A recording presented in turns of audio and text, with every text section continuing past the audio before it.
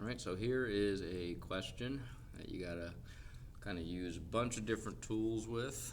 You could use lots of different tools to solve this, especially one part, but I'll just use one specific way.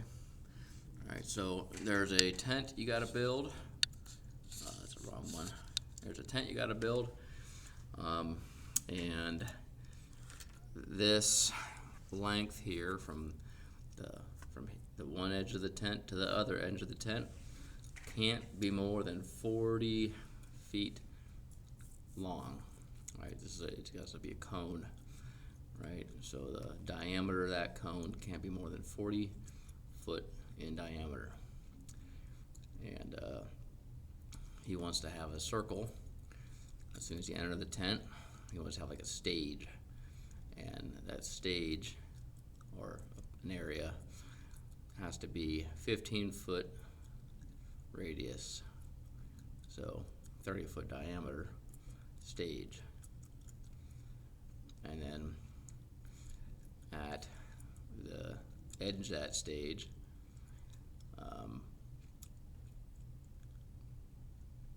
there's going to be a pole in the middle to make the center pole, right, from that 15 foot. And there's he's gonna put the road chairs all the way around, this 15-foot radius, and you got to make sure there's enough room for people in the overhead so they're not hitting their head on the slope of the tent here. So this has got to be this foot. This has got to be 4 foot. All right. So, there's a couple questions you got to answer here. What is this angle of the tent? How height does this pole need to be? What's this slant height gonna be? What's the overall volume of this tent gonna be? And how much fabric you need to build this tent. That's the lateral area, because you don't need to buy any fabric for this base here. All right, so let's get started. So we know that, we use this little red marker here. So this radius here is 15 foot this way, and then it's gonna be 15 foot this way as well. So this is 15 foot as well. So the total of this whole thing is 30 foot. Okay, so I'll just do this one here. So the 30 foot is the total, and you take away from 40 foot, right, so you have 10 foot remaining. And that 10 foot is divided evenly between these two areas. So the remaining two areas equals 5 foot. And I'll make that green here. I'll make this green. It's 5 foot. 5 foot is going to be our green areas right here. Green areas here are 5 foot. 5 foot and 5 foot. All right. So we know that is 5 foot. We also know that this area here, let me use a brown marker. This brown marker here from here to here was given us as 4 foot. This was given to us in the statement right there, 4 foot. That was 4 foot long. Okay, we know that this is theta. We know that this is theta. Okay, so we know that tangent, so we have the opposite of theta, and we know the adjacent of theta. So if we know the opposite and the adjacent, we know we need to use tangent. So the arc tangent, so if we only know line segments, and we want to find theta, we have to use the arc tangent. The arc tangent of theta equals opposite, which is 4 feet, divided by 5 feet equals theta. Equals theta, which equals, so we go over here, we put 4/5 in our calculator, and we do second arc tangent,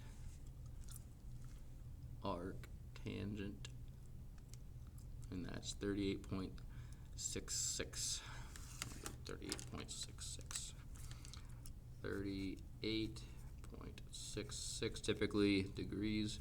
All right, so typically when you're dealing with sine, cosine, tangent, you want to do the nearest hundredth. So our theta equals 38.66 degrees. All right, so you could figure out the height of this using two ways. You could use similar triangles and set up a simple ratio and solve for x, or you can use trigonometric functions, which is effectively the same thing, just with trigonometric functions. I'm going to use trigonometric functions. All right, so I know that this is 40, right? And this is double the diameter, so this is the radius of the entire thing.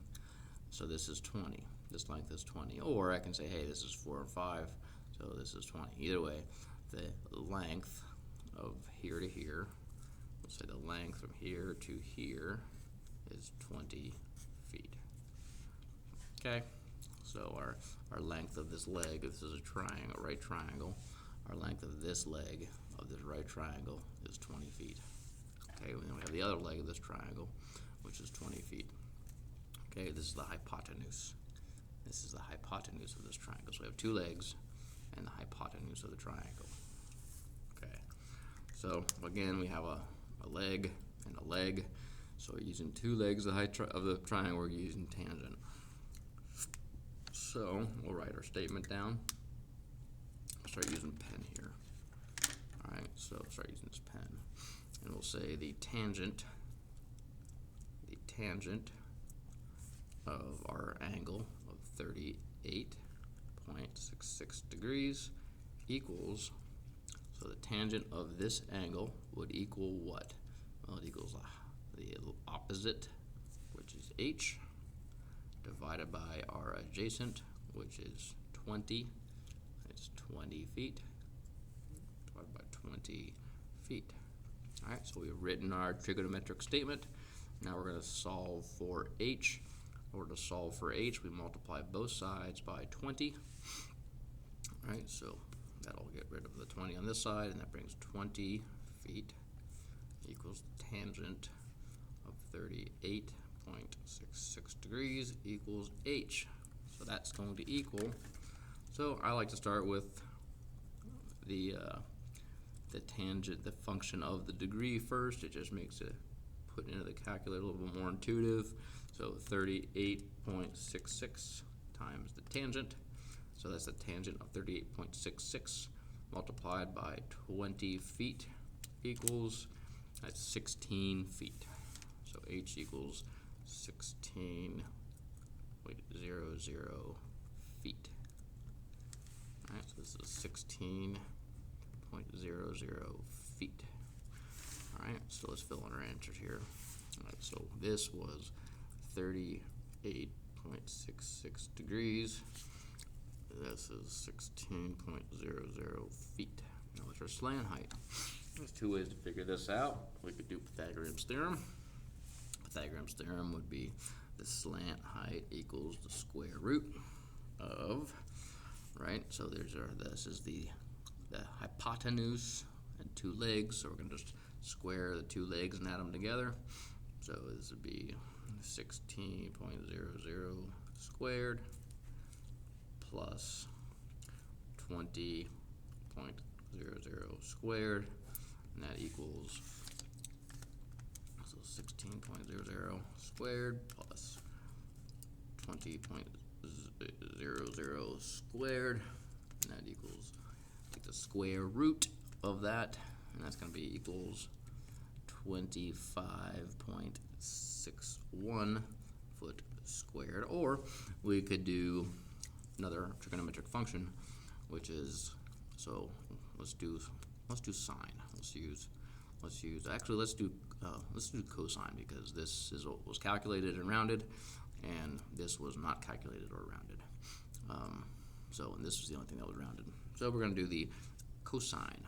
So the cosine of 38.66 equals the adjacent, which is 20 feet, divided by the hypotenuse, right? So we got to solve for hypotenuse, and when you have these two on the bottom, you would multiply both sides by hypotenuse, giving you hypotenuse times cosine 38.6 equals 20 feet. Then you divide it by cosine of 38.6 equals h. So by and large, all you really got to do is swap these two. Right? So h equals 20 feet divided by the cosine 38.66. So, which makes sense because hypotenuse is longer, right? And if cosine is always going to be less than, sine and cosine are always going to be less than 1. So you're always going to divide, if you're going to make something bigger, which cosine, the hypotenuse is going to be bigger than both legs, you have to divide it by something less than 1. So, all right, so here we go. So let's do cos 20 feet divided by, do your angle first, 38.66. That's all. You do your angle first on this type of calculator. Okay, then you push in cosine, right? That's less than 1, and then put equals. And there we go. It's equals 25.61 feet squared. Same answer. All right, so this equals 25.61 feet squared. 25.61 feet squared. Whichever way you wanted to do it would be fine. All right. So now we got to figure out the volume of the tent. Well, the volume of a pyramid. I'm sorry, that's not a pyramid, it's a cone. Volume of the cone equals the volume of the base times the height, right, divided by 3. The volume of the base is a circle, okay?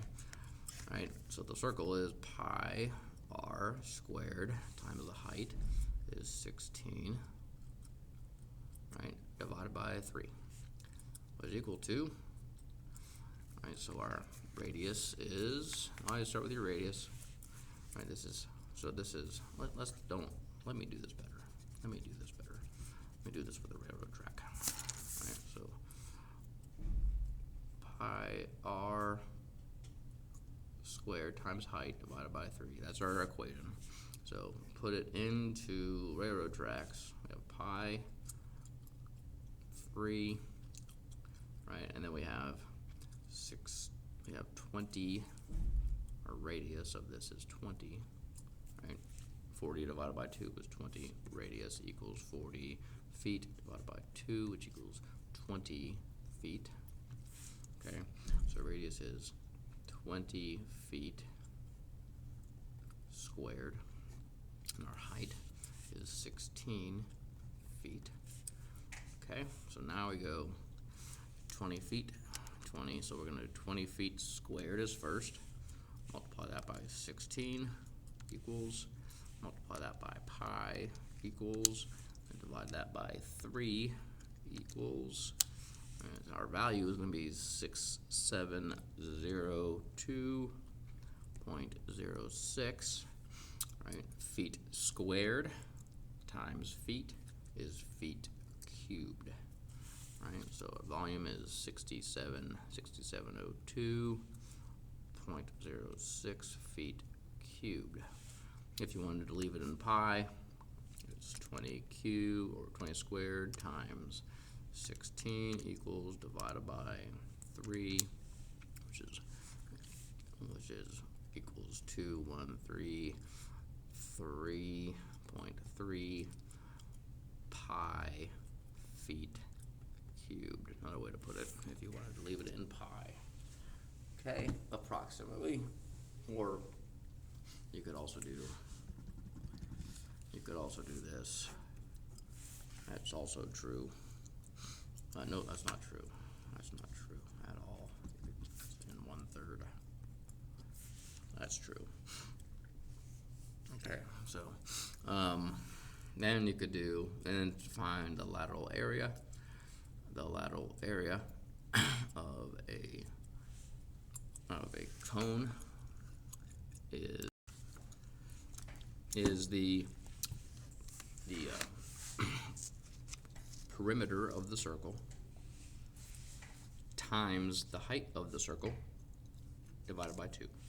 All right, so if you take 2 pi r, times the height as well, times the height, right, which is the perimeter of the circle, right, and then you divide it by 2, right, the 2's cancel out, and then you have pi r times the height. So that is the surface, the lateral area of the circle, of the cone, excuse me. All right, so the lateral area of the cone equals pi times the radius times the height. Okay, so this is going to be equal to railroad track pi times 20 foot. It's too small for you guys to see. Times 20 foot. That's too messy for you guys to see. Times 20 foot times 16 foot. Foot times foot is foot squared, which is area. So I'm going to leave it in terms of pi. Just, it'll be cleaner. 20 times 16 equals 320 pi. 320 pi foot squared. Multiply that by pi. It's going to be 1,105. Equals 1,105.30. 0.31 foot squared. All right, so that is how you do all of that stuff. Okay, so hopefully that works out for all of you guys, and you all understand how that works, and hope you learned something from that. Thanks.